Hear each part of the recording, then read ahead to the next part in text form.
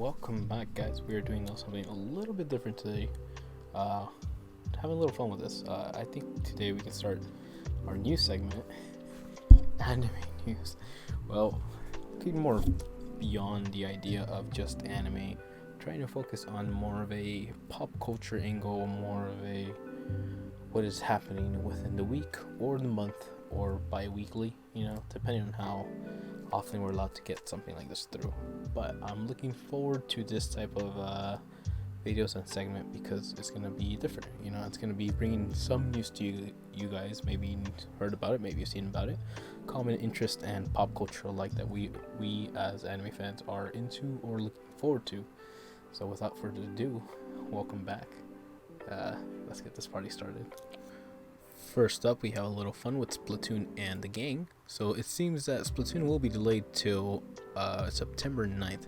I know we were expecting it a little bit earlier than that, but Nintendo. They have a couple of things coming up within the end of this year. We're still holding on to hope for Legend of Zelda Part 2.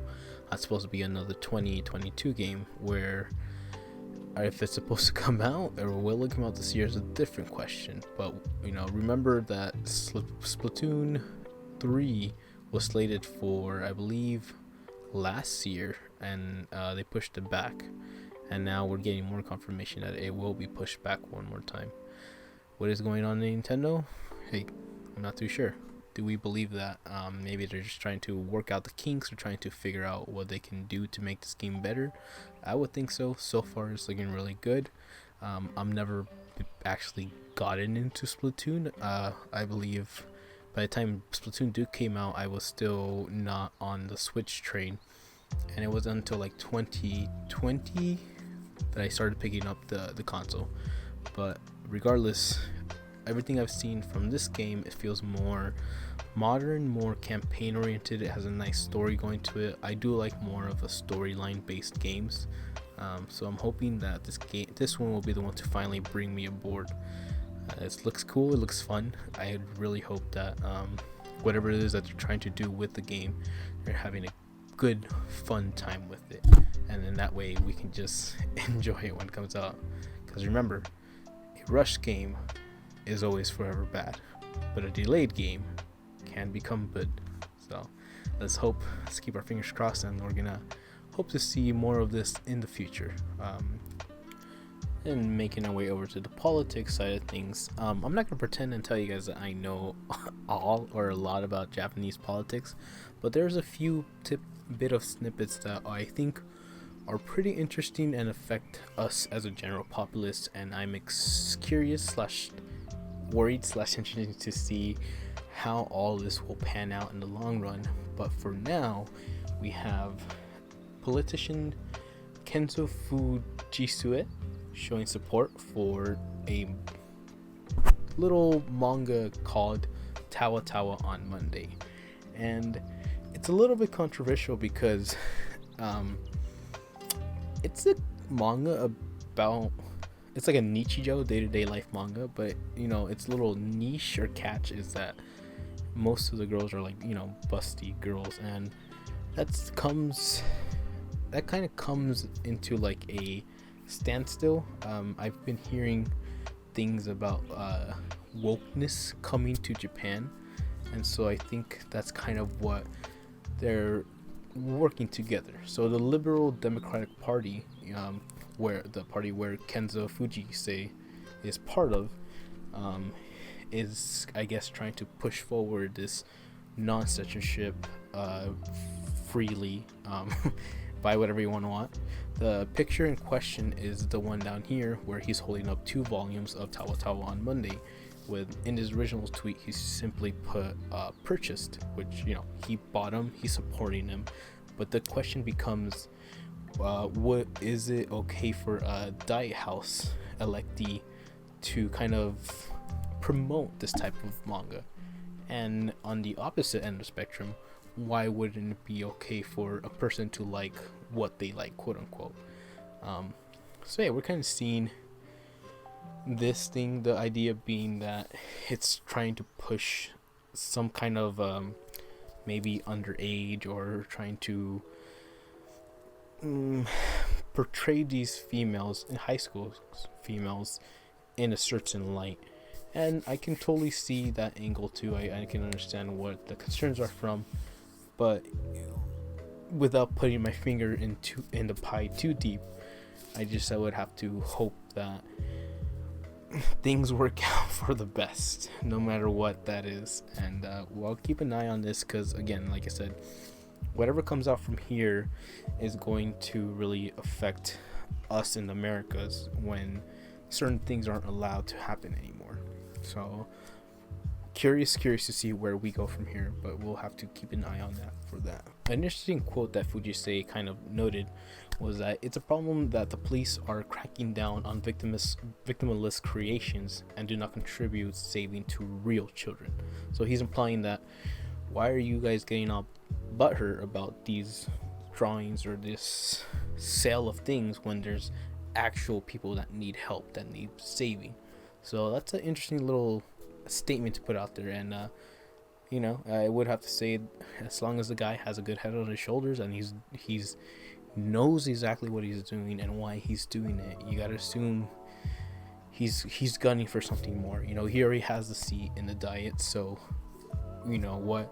what is his goal? What is his ultimate goal? And is it beneficial, or is it a positive thing, or is it something that we should honestly be worried about or trying to keep an eye on? Something very near and dear to my heart, but we'll get there. Tatami Time Machine Blues will start its theatrical screenings on September 30th over in Japan. So, Tatami Galaxy is a older Japanese novel written by Tomihiko Momori. It's had an anime adaptation that personally I haven't seen, but I've heard of things about it, and it's developed from the same studio, Science Saru, which were responsible for one of my favorite films in 2018 called Walk On Girl. The Night is Short, Walk On Girl. I absolutely fell in love with the characters, with the design, and while I realize that this isn't the exact same cast or characters, they have a little bit of a different personalities to them and scenarios. I am very, very curious as to see what will happen with these guys. So there's 3-week screenings, like we said, in September. However, its prequel anime is currently airing in Japan, and it will keep on doing so while it shows trailers for the new films and another film, Inu O, which is another writing work by the same creator. But it's been nice to see kind of like this art style. I remember seeing it and thinking it was very unique and different. So yes, the story will follow the events of the previous, and it will have a different scenario. So I'm curious to see what type of time traveling shenanigans they will implement in this type of wicked, different storytelling. So looking forward to this. Like I said, Science Saru, responsible for doing a couple of episodes in One Punch Man, Space Dunny, Sunny Boy. They will come back around for the animation, and Makoto Ueda will return as a scriptwriter. So same person, same team, same voice actors will be coming back again and reprising their worlds. Something a little interesting though is that Disney Plus has actually claimed the streaming rights for this, and they will be airing a extra episode which will not be aired in the theatrical version. So you can see Disney Plus making their way up. So very interesting that they're trying to get their toes wet in this anime type of market. Hopefully it goes well. We'll have to see where they're at with that, but looking forward to them putting something good out there and supporting it. So yes, Tatami Galaxy, I will check it out. I hope you guys have time to check it out as well. Getting us ready for Yojo-kan Time Machine Blues. Tatami Time Machine Blues. Look forward. And speaking of overpriced streaming services, Netflix has decided that your money is good, but it's not that good. So Netflix CEO Reed Hastings had said that the company is considering adding a ad-supported streaming tier, which is interesting because you kind of don't it's like when there's a streaming service that has their way of doing things and they add new stuff, or like they kind of force you to do something differently, it's kind of booty. The question is, will they raise the pricing on the services, or is it just another way for them to try to get some more cash influx? We've seen that since quarter one of 2022, they've lost 200,000 subscribers, which is bad news for them in general, but they've also projected to lose 2 million more in quarter two. So you can see them trying to make up for that and kind of starting to freak out. We're in a time where it's not just Netflix anymore. We have HBO, we have Amazon, we have all these other streaming services. So in a world where Netflix isn't the only option anymore, they're starting to feel the pressure from everyone else. Whether it's the right choice to make, or whether it will turn off more people by doing something like this, we'll have to wait and see. But remember, they're also really trying to look at stopping the sharing of non-household members in the same account membership, which is not great. That's implying that they're seeing your activity and almost like GPSing the crap out of your streaming, which again, I don't feel good about that. But I swear, if they raise that price one more time, I don't think I can do it anymore. Netflix, I know you want to do whatever you want to do. You're looking ambitious. You want to do cool stuff, but you're not the only fish in the pond. So let's make sure you make it fair to everyone, and hopefully you guys don't go greedy crazy with these type of raised prices. They've been getting more and more. It's like rent, like, come on. I'm not paying you for rent. Just keep that out there. I mean, with Disney Plus making their anime debut, hey man, better watch your back. That's all I'm saying. 2 works coming from the Fullmetal teams. We have The Avenger Scar and Kanketsu Hen Saigo no Rense, which is the last transmission, which those of you who are familiar with the series, you will be able to notice certain moments where things are kind of just wrapping things up, and very ballsy of them in my opinion to show certain scenes in here. I feel like certain things could have been saved for actual moments of the film. However, we're at a time where they really want to show off the money shots to convince these people to come around. But it's interesting to see where they're going with this and how dedicated they're gonna be with this. I'm speaking from a point where we now have a Sonic 2 film, which is my shining star into what CGI can be and how far we can take these things finally with the technology that we have. And a film being produced by Warner Brothers, I expect high production values from this. So I'm looking really forward to see what they do with this in terms of streaming and what they're gonna be doing. We'll have to see where it comes out.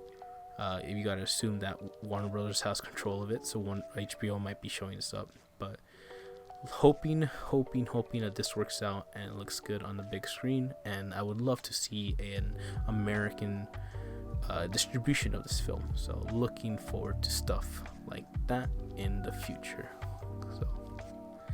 And finally, you knew I could not finish up this stream without giving my Blue Blur homie a shout out, because again, this is my bright shining star in what we can do with technology. We have the technology, let's make it happen. But yes, Paramount Pictures has reported that the sequel film, Sonic the Hedgehog 2, has earned a cumulative total of 100 million, let's say 120 million, right, in US. So just in the US, a market share ranking the number 2 in its second weekend in the United States. So it's doing really well. It's looking like one of the best live adaptations of a video game. and I couldn't honestly hope for a better outcome. We as the fans have a win, and with the estimated total of 140 million in its opening weekend worldwide, we can expect it to go even further. And also adding that this film has not opened in Japan yet. So we are waiting for August 19th for the film to make its Japanese debut, which I can only assume will break walls and just cause this insane influx of even more notoriety, and seeing what we can do with the technology that we have. So shout out to the Blue Blur. I'm super happy that it's getting the praise it deserves, and I cannot wait to see where they go from here, and how much more we can do with these type of projects. But looking forward to that. Very cool. And that is gonna be it from today, folks. Thank you for watching this. I thank you for checking this out. Like I said, doing something a little bit different, making it happen, and I'm very excited to bring you guys the news that not only that you deserve, but the news that we needed. So until then, I'll check you guys again next time, and I will see you on the streams. Ciao, matane.